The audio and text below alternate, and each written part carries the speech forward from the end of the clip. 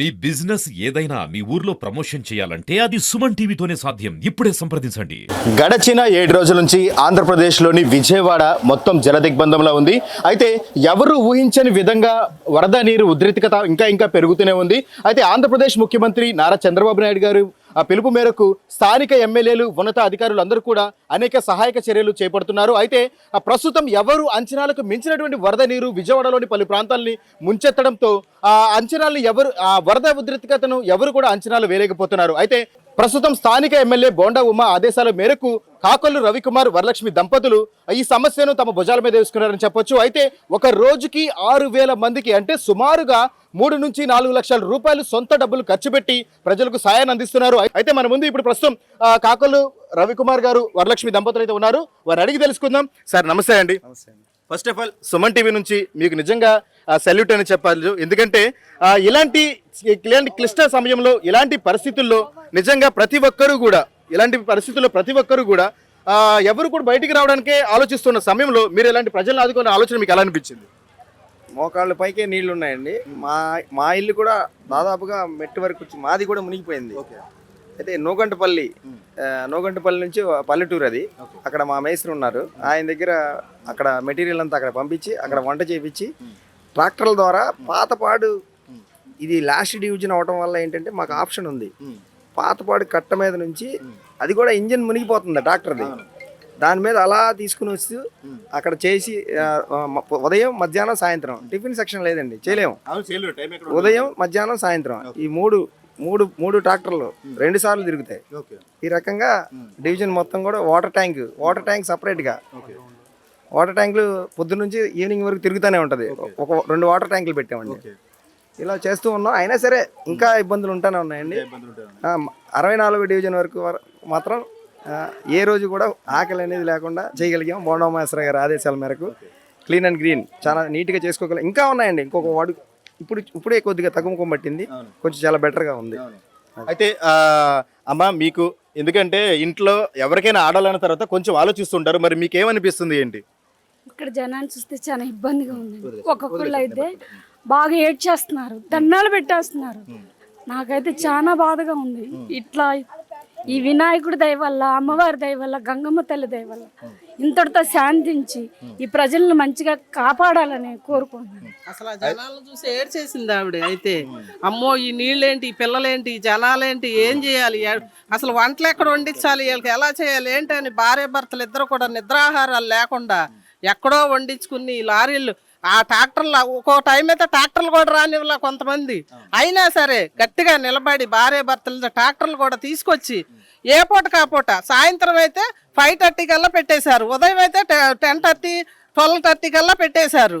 అసలు మాకు అన్నం అనేది, ఫుడ్ అనేది, వాటర్ అనేది ఏ లోటు లేకుండా ఇళ్లలోంచి పిలుసుకొచ్చి లేదు అనుకోకుండా అమ్మ మీరు రాలేదేంటి, ఇంట్లో ఉన్నారా లేరా అని తలుపు కొట్టి మరీ పంచారండి భార్య భర్తలు ఇద్దరు. వాళ్ళ పెద్ద కుమారుడు ఈ జన సైనికులు కావచ్చు, తెలుగుదేశం సైనికులు కావచ్చు, ఆడోళ్ళు మగోళ్ళు అందరూ కూడా ఏ లోటు లేకుండా చూశారు. కానండి విజయవాడలోని కండ్రిక ప్రాంతం 64వ డివిజన్లో ప్రజలందరికీ కూడా ఆకలి తీరుస్తూ కాకొల్లు రవికుమార్ గారు అయితే నిరంతరాయంగా ప్రతిరోజు మధ్యాహ్నం భోజనం, రాత్రి భోజనం అందిస్తున్నారు. అయితే ఇక్కడ ఉంటే ప్రజలందరూ కూడా చాలా ఆనందం వ్యక్తం చేస్తున్నారు. ఎందుకంటే ప్రస్తుతం కూటమి ప్రభుత్వం అధికారంలోకి వచ్చిన తర్వాత అనేక సహాయక చర్యలు చేపడుతున్నారు. ముఖ్యంగా పవన్ కళ్యాణ్ గారు, చంద్రబాబు గారి ఆదేశాల మేరకు ప్రతి ఒక్క కార్యకర్త కూడా నడుం బిగించుకుని ఇలాంటి పనులు చేయడం ప్రతి ఒక్కరు కూడా ఆనందం వ్యక్తం చేస్తున్నారు. ఎందుకంటే ప్రస్తుత పరిస్థితుల్లో ప్రతి ఒక్క కుటుంబం కూడా ఎంతో సంక్షోభంలో ఉంది, బయటికి రాలేని పరిస్థితిలో ఉన్నారు. అలాంటి సమయంలో ఇలాంటి సేవలు అందించడం అనేది మామూలు విషయం కాదు. అయితే ప్రస్తుతం అసలు ఈ సేవలు ఎలా అందిస్తున్నారు అంటే ఇప్పుడు మనం విన్నాం కదా, దీన్ని కల్లారా చూద్దాం పదండి. సో చూస్తున్నాం కదా ఇక్కడ ప్రస్తుత పరిస్థితి. ప్రజలందరూ కూడా ఎంత దీన వ్యవస్థకి వెళ్ళారంటే ఈ ఏరియాకి నిజంగా కాకొల్లు రవికుమార్ గారు కనుక ఇలాంటి సాయం అందించకపోతే ప్రస్తుత పరిస్థితుల్లో ఉన్నటువంటి ప్రజలందరూ కూడా చాలా ఇబ్బందులు పడే అవకాశం అయితే ఉంది. అయితే సార్ చూసారు కదా ఇక్కడ జనాలందరూ కూడా నిజంగా ఇదంతా ఎలా, అసలు ఇంతమంది జనాలు ఇంత ఆకలితో ఉంటున్నారు. ఇక్కడ ఆకలి అనేది లేదండి 8 రోజుల నుంచి. మీరు చేయకపోతే ఖచ్చితంగా ఎంత ఇబ్బంది పడాల్సి వచ్చేది ఉండేది. గవర్నమెంట్ కూడా ఫుల్ సపోర్ట్ చేస్తుంది. బట్ వాటర్ లోకి వెళ్ళటానికి ఇబ్బంది లేకుండా ఉంది. మేము వాటర్ లోకి ట్రాక్టర్ల ద్వారా ఇంటింటికి డోర్ టు డోర్ తిరగలుగుతున్నాం. మేజర్ ప్రాబ్లం ఏంటంటే వాటర్ వల్ల ఇక్కడ వరకు ఉంటుందండి, నడువుల పైకి ఉంటుంది. మా ఇంజన్స్ కూడా ఆగిపోతున్నాయి. వేరే ఏ వెహికల్ రావడానికి యాక్సెస్ లేదు. Only tractor. ఇక్కడ ఉన్న ప్రజలకి బయటికి వెళ్ళి తీసుకునే ఆప్షన్ కూడా లేదు కదా. ఓన్లీ ట్రాక్టర్ అంతే. ఇక్కడ నుంచి బయటికి వెళ్ళే ఆప్షన్ కూడా లేదు. సో ఇది ఇక్కడ ప్రస్తుత పరిస్థితి కండ్రికలోని. ఈ రోజు కొంచెం వాటర్ ఫ్లో తగ్గిందండి. నిన్న ఈ రోజే తగ్గింది. ఇప్పుడు కొంచెం బెటర్ రోడ్ కనబడుతుంది. Main road. ఫుడ్ వరకేనా మిగతా సర్వీస్ కూడా చేస్తున్నారా మీరు? Medicine water tanks, water bottles. అయితే ఇక్కడ స్థానికమైనటువంటి ప్రజలు కూడా అడిగి తెలుసుకుందాము అసలు వాళ్ళ సమస్యలు ఏంటి, వాళ్ళు నిజంగా సమస్యలు తీరుతున్నాయి లేదని కనుక్కుందాము. నమస్తే, మీ పేరు? నా పేరు షకీల్ అండి. ఎక్కడ ఉండేది మీరు? పైకాపురం అండి. ఇదే వార్డులో ఉంటారా? ఇదే వాటిలో మాకు అన్ని బాగానే వస్తున్నాయి కానీ నీళ్లు మాత్రం కొద్దిగా వాటర్ మాత్రం ఆగట్లేదు సార్. వాటర్ ఎన్ని క్యాన్లు వచ్చినా ఒక్క మాత్రమే 2 రోజుల నుంచి మేము బాధపడుతున్నాం. వాటర్ రావాలని మేము కోరుకుంటున్నాం సార్. అన్ని ప్రతి ఒక్క వస్తువు కానీ ఇంటింటికి తీసుకొచ్చేస్తున్నారు కానీ అందరిని చక్కగానే బాగానే అందుతున్నాయి. ఫుడ్ విషయం అంటే ముందు ప్రధాన సమస్య ఫుడ్ కాబట్టి ప్రజలకి ఫుడ్ చాలా బాగా అందుతుంది. ఇంకా ఎక్కువే అవుతుంది కానీ అందకుండా మాత్రం లేదు. టేస్ట్ ఎలా ఉంది అంటే ఎక్కువ ఇంతమంది పంచేటప్పుడు క్వాలిటీ విషయంలో కాంప్రమైజ్ అవుతున్నారా? లేదండి, అంతా చాలా బాగుంటుంది. క్వాలిటీగానే ఉంది, చాలా బాగుంటుంది. ఎవరు సప్లై చేస్తారు మీకు ఫుడ్? రవికుమార్ అండి. బాగానే అందిస్తున్నారండి, చాలా బాగా. రోజుకి ఎన్ని పూటలు వస్తుంది మీకు ఇక్కడ ఫుడ్? 3 పూటలు వస్తుందండి. ఇంకా ఎక్కువే వస్తుంది కానీ బాగా అందుతుంది. 1-2 మాకు ఇబ్బంది అయితే అసలు లేదు ఫుడ్ కి. ప్రస్తుతానికి మీ వార్డులో ఉన్న ప్రజలందరికీ పిల్లలకి అందరికీ కూడా ఫుడ్ అందుతుందా? ఫుడ్ అందుతుంది సార్. ఫుడ్ అందుతుంది కానీ మాకు ఒక టాబ్లెట్లు అవి మాత్రం ఇట్లోనికి రాలేదు. అది ఒక్కటి వచ్చాక చాలా బాగా వస్తుంది. దానికైతే మేము ఇబ్బంది అయితే ఏమీ పడతలేదు.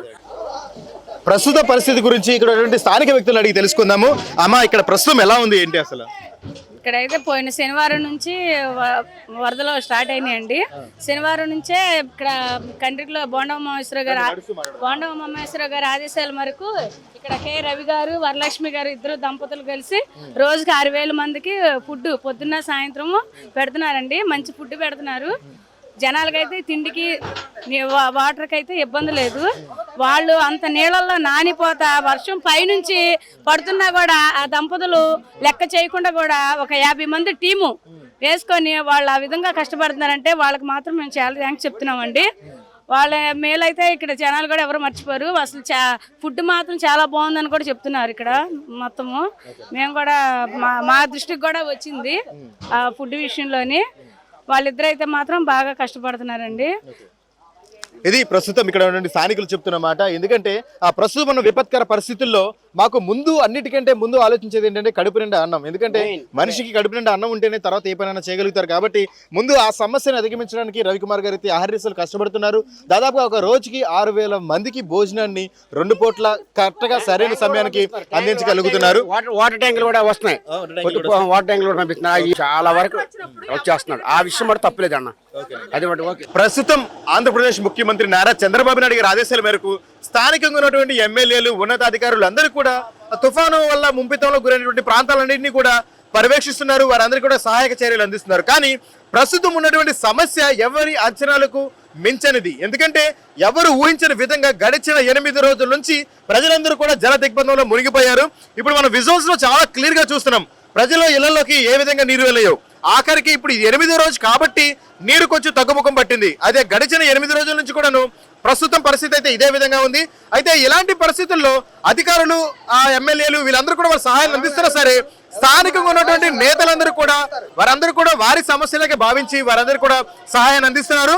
అందులో భాగంగానే కాకొల్లు రవికుమార్ వీరు కూడాను ప్రస్తుతం ఉన్నటువంటి కండ్రిక ప్రాంతంలో ఉన్నటువంటి ప్రజలందరూ కూడా రోజుకి 6,000 మందికి ఫుడ్ ని సప్లై చేస్తున్నారు. ఫుడ్ తో పాటు వాటర్, మెడిసిన్ కూడా అందజేస్తున్నారు.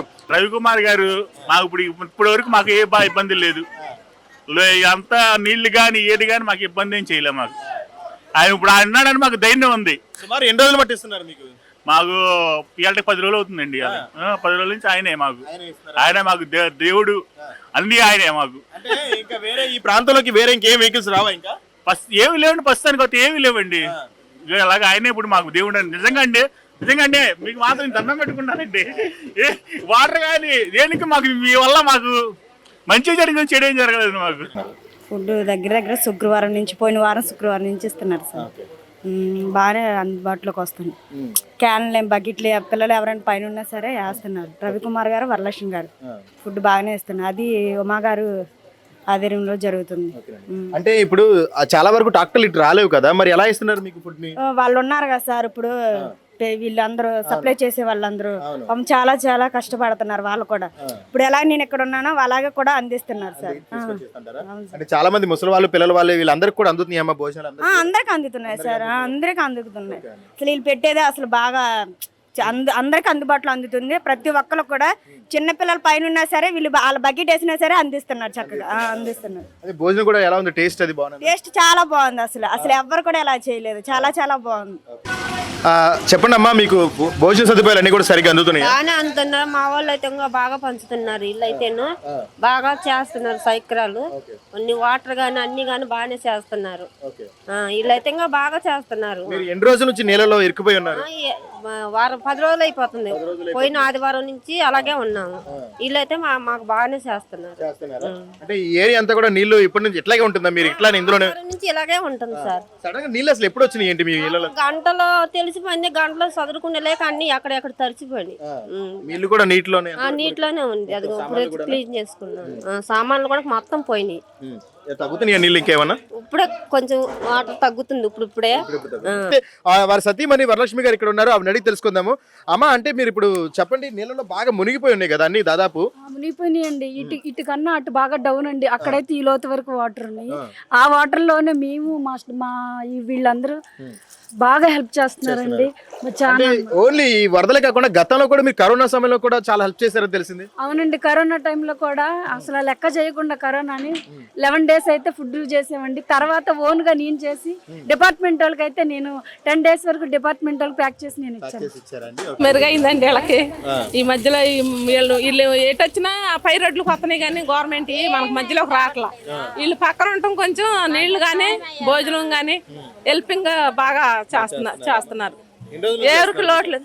ఈ వాన మొదలైన కానించండి, పోయిన శనివారం కానించి ఇప్పుడు వరకు కూడా మధ్యలో వాళ్ళకి మాత్రం బాగా హెల్పింగ్ చేస్తారు. మనం విజయవాడలోని కండ్రిక ప్రాంతంలో అయితే ఉన్నాము. చూసే కదా మోకాళ్ళ వరకు కూడా నీళ్లు.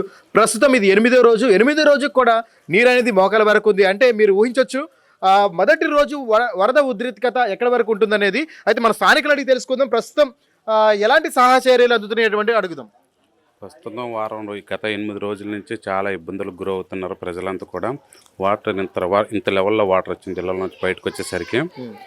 వారంలో దోమలు కానీ పాములు కానీ విపరీతంగా ఇబ్బంది పడుతున్నారు. ఫుడ్కి కానీ ఇబ్బంది పడుతున్నారు. కానీ స్వచ్ఛందంగా కానీ కొంతమంది టీడీపీ నాయకులు కానీ ఇక్కడ స్థానికంగా ఉండే నాయకులు కూడా వాటరు ఫుడ్ అన్ని విధాలుగా ప్రొవైడ్ చేస్తున్నారు. పార్టీలకు అతీతంగా కూడా చాలామంది కూడా పనిచేస్తారు. స్వచ్ఛంద సేవా సంస్థలు కూడా వచ్చి చాలా వరకు పనిచేశారని. కానీ వాటర్ అనేది వారం రోజుల నుంచి అలాగే నిలవనిపోయింది. దీన్ని పట్టించుకుంటే జనాలు సేవ్ అవుతారు. ఇళ్లలోకి వాటర్ వచ్చింది, సర్వం కోల్పోయారు అందరు కూడా. మీకు ఇప్పుడు వీరికి భోజన సదుపాయాలు అందుతున్నాయి మీ అందరికి? పక్షపాతంగా ఇక్కడ రవి గారు కానీ టీడీపీ నాయకులు కానీ ఇక్కడ ప్రత్యక్షంగా రవికుమార్ గారు ఉంటారు. ఆయన డైలీ అసలు అతీతంగా జరిగిన వరద వచ్చిన దగ్గర నుంచి ప్రతిరోజు కూడా ఆయన ప్రతి వీధి సందు తిరిగి కొంతమందిని గ్యాదర్ చేసుకుని ప్రతి ఒక్కరికి కూడా అన్ని విధాలుగా భోజన సదుపాయం కానీ వాటర్ సదుపాయం కానీ వాటర్ ట్యాంకులు కూడా పర్సనల్గా వ్యక్తిగతంగా ఇక్కడికి రప్పించి వాటర్ కూడా సప్లై చేస్తున్నారు గట్టిగానే.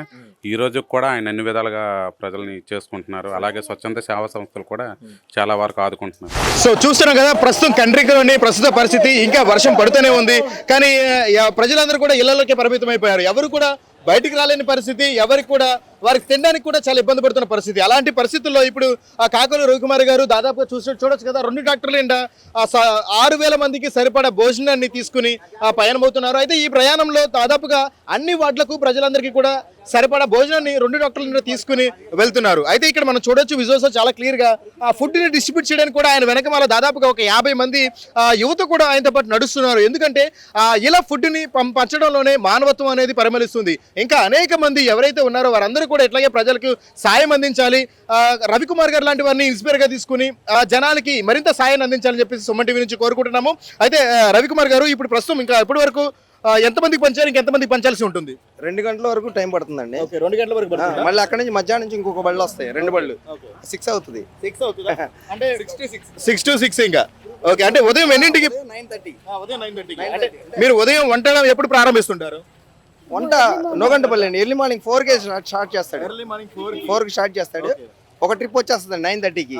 మళ్ళీ ఆఫ్టర్నూన్ మళ్ళీ 2 గంటలకి మళ్ళీ ఇంకో 2 బళ్ళు వస్తాయి. అంటే రాత్రి సుమారు మళ్ళీ ఏ టైం అవుతుంది పడుకునేసరికి? సిక్స్ కల్లా ఎందుకంటే పాములు తిరుగుతున్నాయండి, వాటర్ కదా, ఎవరు బయటికి రావట్లా. 6 కల్లా మళ్ళీ అందరూ ప్యాకప్ చేస్తున్నారు. సో అయితే నాకు తెలిసిన విషయం ఏంటంటే మీరు ఇలా నడవడం వల్ల కాళ్ళు కూడా కొంచెం ఇబ్బంది అని చెప్పేసి అన్నారు. అవునండి, కాళ్ళు బాగా పాసిపోయి నొప్పులు వచ్చి బాగా ఇబ్బంది పడుతున్నాం. కానీ ఎర్లీ మార్నింగ్ లైట్ మళ్ళీ అంటే మీకు ఆ పెయిన్ ఎలా మరి రిలీఫ్ అవుతుంది? సార్ ఇలా చూస్తుంటే మాకు పెయిన్ ఏమీ ఉండట్లేదండి. మాకు ఇదొకటి పెట్టి వాళ్ళ కళ్ళలో మాకు మాత్రం చాలా గొప్పగా ఉందండి ఇలా సేవ చేయటం. నిజంగా మా తల్లిదండ్రులు మాకు నేర్పిందేమో నాకు తెలియదు, కానీ చాలా మందికి ఇలా చేయటం మేము గర్వపడుతున్నాం అన్నమాట. 2010 నుంచి అండి ఇక్కడ ఈ మెయిన్ రోడ్ బేస్ చేసుకుని ఇటు 30 అడుగులు షెడ్ వేస్తామండి. ఇక్కడ నుంచి టెంట్స్ ఉంటాయి. మన ఇప్పుడు నిలబడిన ప్రాంతంలోనే 2010 నుంచి ప్రతి సంవత్సరం కూడా నిత్యాన్నదానం, ప్రతి సంవత్సరం పూజలు, 11 రోజులు కార్యక్రమం చేస్తాం. 11 రోజులు కూడా పూజా కార్యక్రమాలు, సాయంత్రం ఏదో ఒక కల్చరల్ ప్రోగ్రాము, వీటిలన్నింటినీ నేనే దగ్గరుండి చూసుకుంటా ఖచ్చితంగా. ఇప్పటికి 14 సంవత్సరాలు. దాదాపుగా 14 సంవత్సరాల నుంచి నిరంతరాయంగా ఈ కంట్రీ ప్రాంతంలో బొమ్మను పెట్టి, గణేష్ బొమ్మను పెట్టి, అదేవిధంగా ఆ బొమ్మకి 11 రోజులు పూజ చేసి నిత్యాన్నదానం చేస్తుంటారు. అది కూడా ఎప్పుడు ఏ సంవత్సరం కూడా ఆగలేదు. మరి ఈ సంవత్సరం పరిస్థితి ఏంటి? ఈ సంవత్సరం కూడా ఆగలేదండి. ఆగలేదా? కాకపోతే ఏంటంటే 1వ తారీఖు నుంచి భోజనాలు స్టార్ట్ చేసాం, 31వ తారీఖు నుంచి. ఇప్పుడు కూడా వినాయకుడిని పెట్టామండి బొమ్మ, ఇదే వాటర్ లోనే పెట్టాము. ఇక్కడ బొమ్మ ఎక్కడ లేదు కదా అసలు, చూపిస్తారండి.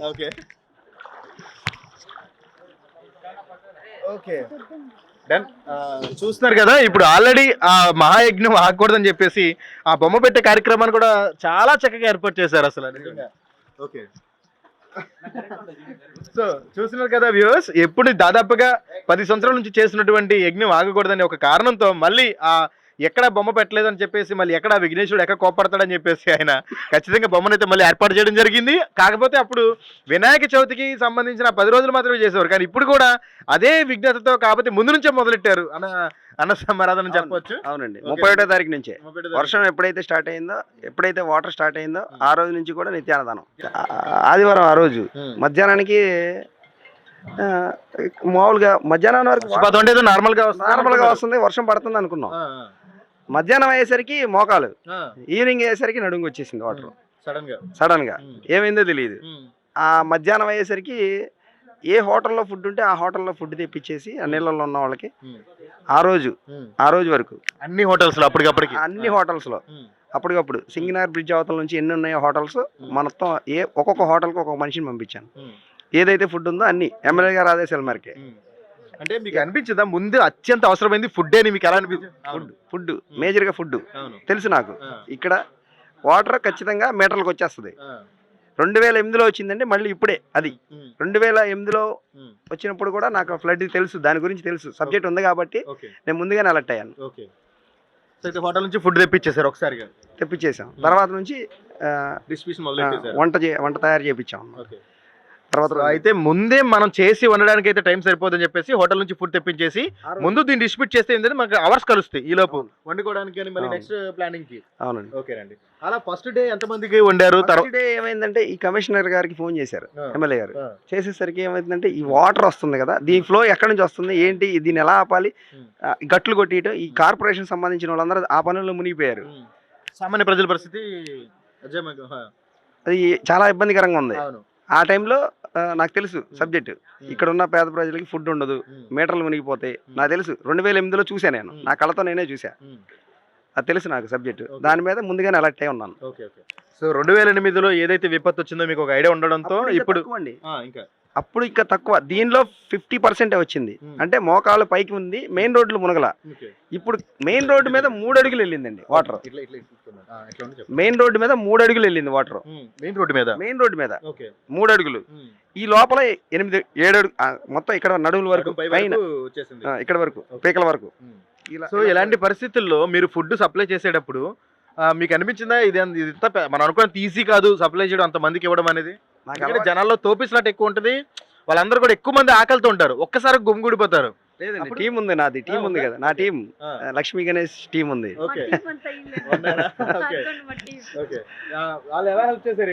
అసలు ఫ్యామిలీని వదిలిపెట్టి పైన ఆఫీస్ అండి, ఇక్కడే ఉంటున్నారు వాళ్ళు.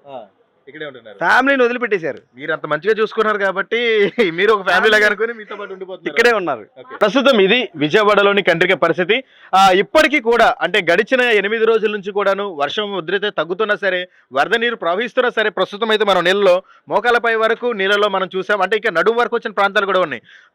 కూటమి ప్రభుత్వం అధికారంలోకి వచ్చిన తర్వాత వచ్చినటువంటి మొదటి విపత్తులోనే సక్సెస్ఫుల్ గా దిగ్విజయంగా ప్రభుత్వం సహకార చర్యలు అన్ని కూడా అందుతున్నాయి ప్రజలందరికీ. అయితే ప్రజల సహకారాలు, ప్రభుత్వం నుంచి సహకారాలు అనేవి మెయిన్ రోడ్డు వరకే రాగలుగుతున్నాయి తప్ప వీధుల్లోకి ఇళ్లలో ఉన్నటువంటి ప్రజలకు అందాలంటే కొంచెం కష్టకరమైన పరిస్థితి. ఎందుకంటే ముసలి వారు ఉంటారు, ఆడవారు ఉంటారు, పెద్దవాళ్ళు ఉంటారు, లెగలేని వారు ఉంటారు. వారందరికీ కూడా అందించాలంటే ప్రభుత్వం ఒక్కరి పనే కాదు, స్వతహాగా స్థానికంగా ఉన్నటువంటి నాయకులు కూడా నడుం బిగించారని చెప్పొచ్చు.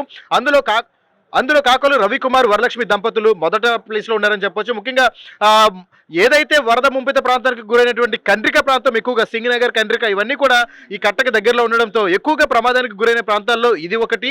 ఈ ప్రాంతం నుంచి స్వతహాగా తన వంతు సాయంగా గడిచిన 8 రోజులు నిత్యాన్నదానం లెక్క రోజుకి 6,000 మందికి ప్రతిరోజు 2 పూట్ల ఆహారాన్ని సమకూరుస్తున్నారు. ఆహారాన్ని, నీటిని, మెడిసిన్ కూడా ఆయన సప్లై చేస్తున్నారు. రవికుమార్ లాంటి వాళ్ళని ఆదర్శంగా తీసుకుని మరింత మంది సాయాన్ని అందించాలి. కండ్రిక కూడా బాగా ముంపుకు గురైంది కాబట్టి కండ్రికలో ఉన్నటువంటి పలు ప్రాంతాలన్నీ కూడా నీటి నుంచి బయటకు వెళ్ళి ప్రజలందరూ కూడా సంతోషంగా ఉండాలని చెప్పేసి మనస్ఫూర్తిగా కోరుకుంటూ ఆ విఘ్నేశ్వరి మండపంలో అంటే ప్రతి చోట ఎవరు కూడా విఘ్నేశ్వర విగ్రహాన్ని పెట్టడానికి ప్రస్తుతం ఎవరు కూడా ధైర్యం చేయట్లేదు. కానీ అలాంటి ప్రదేశంలో అంటే అత్యధికంగా నీటిలో మునిగినటువంటి కండ్రిక ప్రాంతంలో కూడా విగ్రహాన్ని పెట్టి మరి ప్రజలకు ధైర్యాన్ని ఇస్తున్నటువంటి కాకొల్లు రవికుమార్ గారికి సుమన్ టీవీ నుంచి మరొకసారి సెల్యూట్ చేస్తూ